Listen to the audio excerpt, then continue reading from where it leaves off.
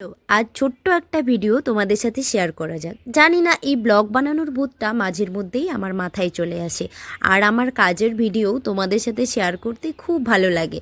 সময় না পাওয়ার কারণেই আমি কোনো কিছু শেয়ার করতে পারি না।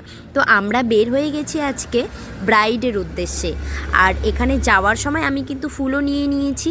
আজকে 7ই ডিসেম্বর, আজকে আমার কাজটা ছিল মেকলিগঞ্জেই। আর আমরা কিন্তু ব্রাইডের টাইম মতো ব্রাইডের বাড়ি পৌঁছেও গেছিলাম। আর এখানে এসে দেখছি এখনও ব্রাইডের ভাত কাপড় হয়নি। যেহেতু ব্রাইডের ভাত কাপড় হতে একটু লেট, সেহেতু আমরা আমাদের বাকি কাজগুলো করে নিচ্ছিলাম। আর তারপরেই আমার ব্রাইড আমার কাছে পৌঁছে গেছে। এই হচ্ছে আজকে আমার ব্রাইড। তো বাকিটা ওর মুখ থেকেই এখন শুনি। আচ্ছা, তো আজকে আমার ব্রাইড হচ্ছে পারমিতা দি। বলো তোমার মানে কীরকম লুক এবং মেকআপ কীরকম চাই?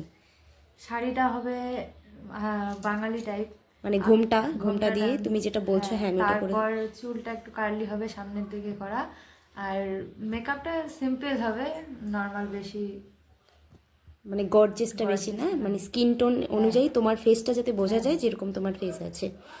ব্রাইড সাজাতে যাব আর ব্রাইড কেমন সাজবে সেটা জানবো না, তা কি কখনো হয়? তো আমি কিন্তু ব্রাইডের কথা মতোই তার লুকটা দেওয়ার চেষ্টা করছি। আর তার ফাইনাল লুকটা দেখতে হলে কিন্তু তোমাদেরকে আমার পুরো ভিডিওটা দেখতে হবে। আর অবশ্যই অবশ্যই জানাবে যে তার লুকটা তোমাদের কেমন লাগলো। আর তোমরা যারা যারা স্পেশাল দিনে আমার কাছে সাজতে চাও অবশ্যই আমার সঙ্গে যোগাযোগ করতে পারো। তো এই হচ্ছে আমার ব্রাইডের আজকে ফাইনাল লুক।